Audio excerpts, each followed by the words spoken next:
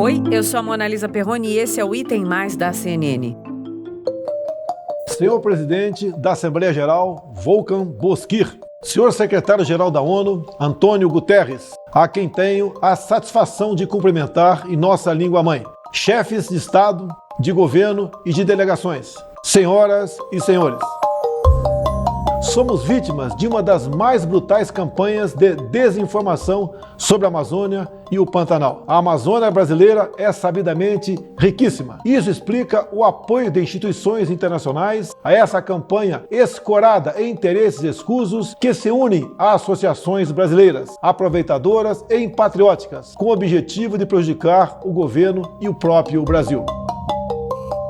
Na manhã de ontem, terça-feira, dia 22 de setembro, o presidente Jair Bolsonaro, como manda, a tradição, com governantes brasileiros, abriu a sessão de debates da Assembleia Geral da ONU. No discurso, que durou cerca de 15 minutos, o presidente disse que o Brasil é vítima de uma campanha brutal de desinformação, isso sobre as queimadas na Amazônia e no Pantanal. Diz também que as orientações para as pessoas ficarem em casa durante a pandemia quase levaram o país ao caos social. E ainda culpou a Venezuela pelo que chamou de derramamento de óleo criminoso na costa brasileira no ano passado. No episódio de hoje, a gente vai focar, então, nas declarações do presidente Bolsonaro sobre o meio ambiente, que é o assunto, que mais mobiliza as atenções a respeito do nosso país. Primeiro, eu converso com a editora de internacional aqui da CNN, a Adriana Mabilha, para entender o peso do discurso do presidente. Em seguida, nós vamos ouvir algumas frases que o presidente disse e elas serão analisadas, então, pela Adriana Ramos, que é assessora do Programa de Política e Direito Socioambiental do Instituto Socioambiental, o ISA. Sim, o programa de hoje tem duas Adrianas. Adriana Mabilha, bem-vinda de volta ao Item Mais. Acho que alguém gostou de conversar comigo e volta sempre, é isso? Prazer imenso, querida. Chame sempre. Querida, não tem como falar de outro assunto, Olhando até poucas horas depois das palavras proferidas pelo nosso presidente da República, Jair Bolsonaro, lá na ONU, virtualmente, claro, mas com um impacto real, imediato. Vamos começar falando qual era a expectativa desse pronunciamento, dessa fala aí do presidente Bolsonaro. Claro, tem a tradição dos líderes brasileiros na abertura ali da Assembleia, mas o momento, especialmente na questão do meio ambiente, era mais esperado do que o normal, vamos dizer assim. Ah, sem dúvida alguma. A questão, por conta aí das queimadas na Amazônia, no Pantanal, o que se esperava é que o discurso do nosso presidente Jair Bolsonaro fosse focado nisso. E como era esperado também, Mona, ele defendeu a sua gestão ali do meio ambiente, não é? Bastante questionável, isso no mundo todo. A gente tem um monte de reflexo aí, reflexo econômico, reflexo ambiental. Então vamos tentar entender por partes. Ele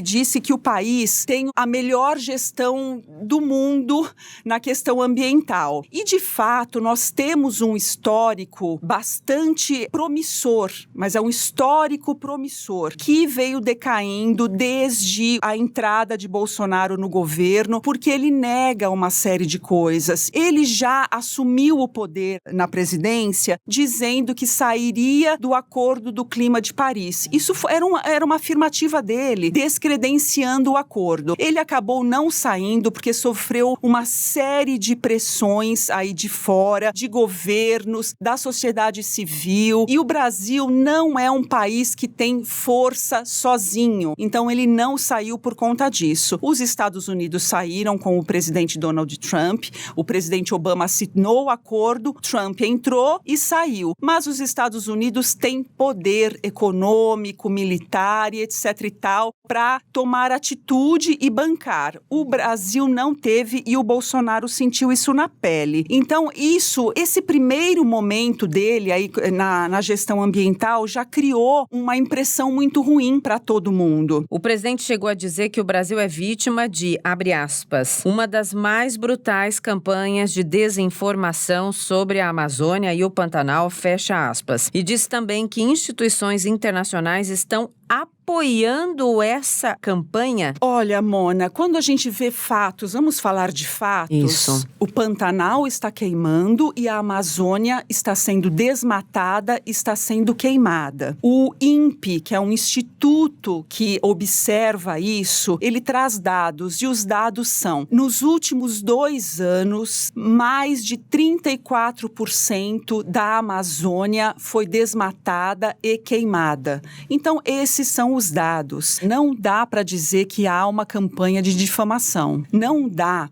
E uma coisa muito importante também que pega contra o governo Bolsonaro nessa questão ambiental, Mona. Quando ele assumiu o poder, ele e o ministro do Meio Ambiente, o Ricardo Salles, eles deixaram parado um fundo de amparo a essa região. É dinheiro que entraria ali para proteger a Amazônia. E isso também pegou muito mal. Eles sofreram uma pressão imensa. Então, quer dizer, não trata-se simplesmente de uma campanha vaga de difamação. A questão aí é mais profunda, é mais embaixo, né, Mona? Quando ele tá ali, naquele palco, mesmo que seja virtual, e ele fala que instituições internacionais estão apoiando essa campanha, palavras do nosso presidente da República, eu queria olhar então para o globo com a sua ajuda, você que conhece tanto esse ambiente de notícias internacionais. O que significa isso, essas palavras? Isso pega muito mal também para nós. Nós estamos perdendo dinheiro, e a gente está falando de dinheiro, de fundo internacional de apoio à proteção da Amazônia. O fundo norueguês já está saindo, a Holanda também, que investia aqui, está saindo, porque eles não aceitam a gestão do Bolsonaro na Amazônia. Tem a questão indígena, falta de proteção aos indígenas, essa debandada, e o ministro do Meio Ambiente falou em abrir as porteiras ali, né? Uhum. Então, quer dizer, isso tudo gera falta de credibilidade para nós. Então, há, de fato, uma pressão internacional da sociedade civil, de organizações não governamentais, de governos, de fundos de investimentos, para que o governo do país respeite as regras. E há regras internacionais que foram instituídas e assinadas por mais de 100 países nas COPs aí da vida. E a última foi a de Paris. Então, há um acordo a ser respeitado e o nosso governo insiste em desrespeitar. Quando o presidente da República, mais uma vez eu insisto, então usa a Assembleia Geral da ONU para esse tipo de argumentação, para esse tipo de palavra, para esse tipo de acusação, né? Porque ele está fazendo a acusação. Ali, como é que os pares entendem isso? Isso, de fato, é considerada uma atitude inaceitável diplomaticamente, embora que eles possam falar o que quiser, né? Ali é um palco livre, vamos dizer assim. Mas tem limite para essas manifestações de líderes mundiais? A maneira como ele joga e que ele fala são palavras ao vento. Então, o presidente Bolsonaro, ele construiu uma imagem muito questionada lá fora. Então, nem se leva muito em conta o que ele fala, porque o Brasil tem uma história muito respeitada lá fora. Sim. Então, quando o Bolsonaro se porta dessa maneira, ele traz um prejuízo imenso para a diplomacia nacional. E aí gera isso, né? Uhum. Nós somos criticados, somos tratados como um país menor, e lá fora a gente sempre foi muito bem tratado, nós somos sempre muito respeitados em outras gestões, desde Fernando Henrique Cardoso, presidente Lula, presidente Dilma, concordemos ou não com a maneira de gerir o país, mas foram governos que um respeitou o crescimento do outro ali. Sim. E foi dando sequência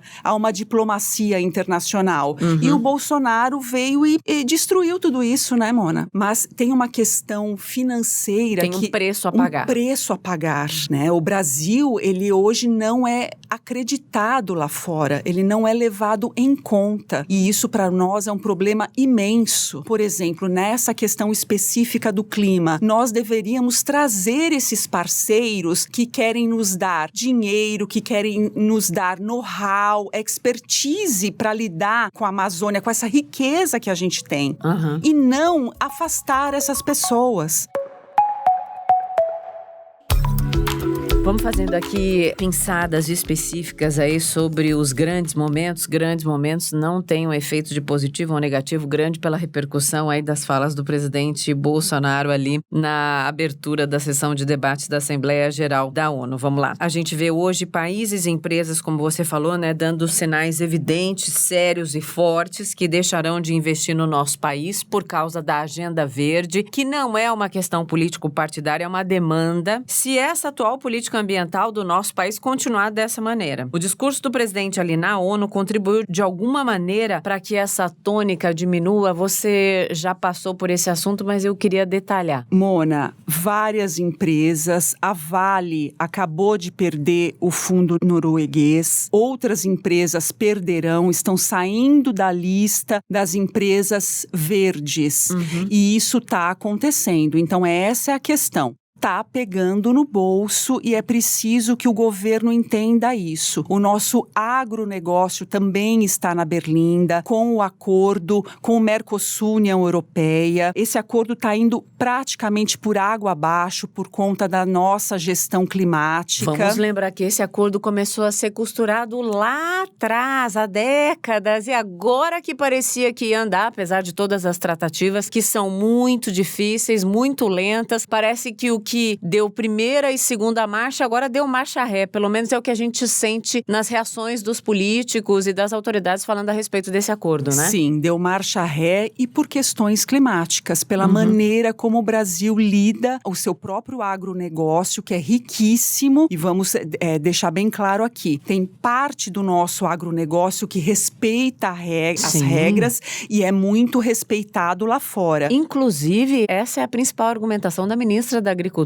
Tereza Cristina. Exatamente. Nós estamos sofrendo uma pressão imensa da França, que tem interesses, a gente sabe disso, cada um briga pelo seu interesse dentro de regras. E o que a França alega é que não é justo que os seus produtores respeitem todas as regras que geram gastos, é óbvio, né? E que o Brasil tenha benefícios sem respeitar as regras. É essa a questão. Então, se o nosso agronegócio não respeitar as regras do clima, nós não vamos conseguir fechar esse acordo. Para você que nos acompanha, a gente está gravando esse podcast 1 e pouquinho da tarde, 3 horas mais ou menos depois que o presidente Bolsonaro falou ali na abertura dos debates da Assembleia Geral da ONU. As repercussões internacionais ainda não saíram, mas nem precisa ter bola de cristal para saber que sim, o impacto será mais uma vez negativo, né, Mabília? Vai ser muito negativo porque mais uma vez o presidente Bolsonaro perdeu a chance de mostrar que ele enxerga o problema. Não, a maneira como ele coloca é como se o problema, Mona, não existisse, não é verdade? Ele grande conspiração. É como se fosse uma conspiração. E a mata está queimando, na verdade. É isso que a gente tem que entender. E ele citou ali, a Califórnia também está queimando. Está queimando, Portugal está queimando. Mas quando você ouve manifestação dos governos locais, é diferente. Eles tomam medidas, eles alertam a população para que ajude que aquilo não aconteça. E aqui não, aqui há esse discurso negacionista e tentando achar um culpado. Ele continua tentando escapar a essa necessidade de entender que vivemos uma emergência climática. E que vivemos num mundo globalizado em todas as questões, né? Todas as questões, especialmente quando isso tem a ver com negócios, com percepção internacional e futuro da humanidade, né? Exatamente. Se a gente olhar para a Amazônia. Obrigada, meu bem. Prazer imenso. Prazer é meu, venha sempre. Um beijo. Beijo. Seguindo nessa conversa, eu falo agora com a segunda Adriana desse podcast, Adriana Ramos, do Instituto Socioambiental. Olá, Adriana, bem-vinda. Olá, Mona Lisa. Muito obrigada pelo convite, é um prazer estar aqui com você. Prazer é todo meu. Muito obrigada por topar falar com a gente. A gente é papo reto aqui para quem nos escuta. Estamos fazendo o podcast algumas horas depois, poucas horas depois das declarações proferidas pelo nosso presidente da República. Então, tá tudo ainda saindo saindo, as repercussões estão surgindo, mas algumas pessoas, claro, já podem e devem repercutir a respeito, e você, claro, é uma dessas pessoas aí que tem total autoridade do ofício para nos ajudar nessa tarefa. Então, vamos lá. Adriana, minha primeira pergunta é para você, como especialista mesmo em meio ambiente, como é que você recebeu as declarações do presidente da República nessa abertura da sessão de debates da Assembleia Geral? Olha, Mona Lisa, é com muita tristeza, na verdade, porque a gente entende que esse momento da Assembleia Geral da ONU é um momento importante para o país se afirmar, né, nesse cenário internacional. E no momento existem muitas desconfianças sobre a forma como o Brasil vem tratando a questão ambiental. E o discurso do presidente não ajudou a diminuir essas desconfianças, muito pelo contrário, né? O excesso de informações que não são fidedignas só ajuda a aumentar a desconfiança dos investidores e dos parceiros internacionais do Brasil, fazendo com que essa situação de questionamento sobre a capacidade do Brasil de cumprir os seus acordos internacionais em meio ambiente se fortaleça. Então, é com tristeza, porque a gente gostaria de ver o Brasil superando essa disputa narrativa e assumindo o papel que deveria assumir no cuidado com o seu meio ambiente e em demonstrar ao mundo objetivamente o que pode fazer para diminuir o impacto desses desastres e dessas questões que a gente está vendo acontecer na Amazônia, desmatamento, queimadas e no Pantanal, né? Sim. Bom, eu quero te propor agora, Adriana, que a gente ouça, então, juntas, alguns dos principais trechos desse discurso aí do presidente Jair Bolsonaro. E aí eu vou pedir para você comentar cada um deles. Pode ser? Pode ser, vamos nessa. Então, vamos lá. Primeira declaração. Nossa floresta é úmida e não permite a propagação do fogo em seu interior. Os incêndios acontecem praticamente nos mesmos lugares, no entorno leste da floresta, onde o caboclo e o índio queimam seus roçados em busca de sua sobrevivência, em áreas já desmatadas. E aí, Adriana? Bom, para começar, o fato da floresta ser uma floresta tropical úmida não significa que ela não seja uma floresta que queime, né? Quando o desmatamento acontece, aquela área que foi desmatada, ela tende a ficar, né, como você tira a floresta, né, a parte de cima da floresta, ela fica mais exposta ao sol e ela tende a secar e ser combustível no ano seguinte. Então, o que a gente vai ver na Amazônia agora é, sim, uma parte da floresta que foi derrubada no ano passado sendo queimada. Sendo que os desmatamentos no ano passado e as queimadas do ano passado foram totalmente irregulares e ficou praticamente comprovado por várias investigações de que houve ação criminosa no fogo, assim como há desconfianças e algumas perícias apontam o mesmo na questão do Pantanal. Então, a floresta queima sim, ela de fato pode queimar mais em períodos de maior seca, nos anos que tem o fenômeno climático do El Niño, mas isso não significa dizer que o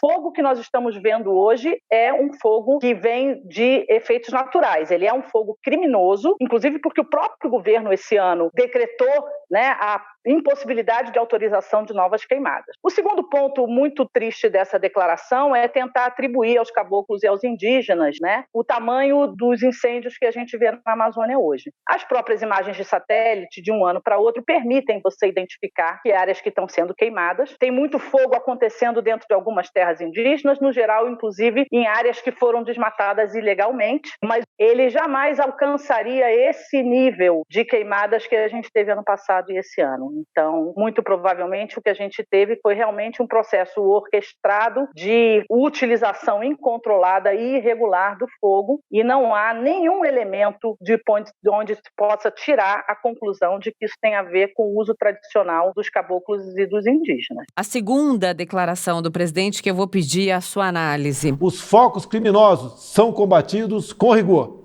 e determinação. Mantenho minha política de tolerância zero com o crime ambiental. Bom, essa é a declaração mais absurda porque, na verdade, desde antes de eleito, todo mundo ouviu do presidente, ainda candidato, as suas declarações contrárias às fiscalizações do IBAMA, né? Ele chegou a dizer que havia uma indústria de multas. As suas declarações, depois de eleito, já contrárias às ações dos fiscais, quando, por exemplo, se veem obrigados a queimar um equipamento porque é a única maneira de inviabilizar a manutenção daquela atividade ilegal. Nós, do Instituto Socioambiental, inclusive, fizemos um levantamento momento, em alguns municípios onde tanto o presidente quanto o ministro do Meio Ambiente se manifestaram favoráveis à ação daqueles que estavam atuando ilegalmente, estavam em disputa com o IBAMA, porque tiveram manifestações de solidariedade ou manifestações contrárias às ações de fiscalização, e o desmatamento nessas áreas aumentou, ou seja, aqueles que atuam ilegalmente se sentem protegidos. O número de autuações diminuiu absurdamente nesses últimos 2 anos, né? O governo chegou a demitir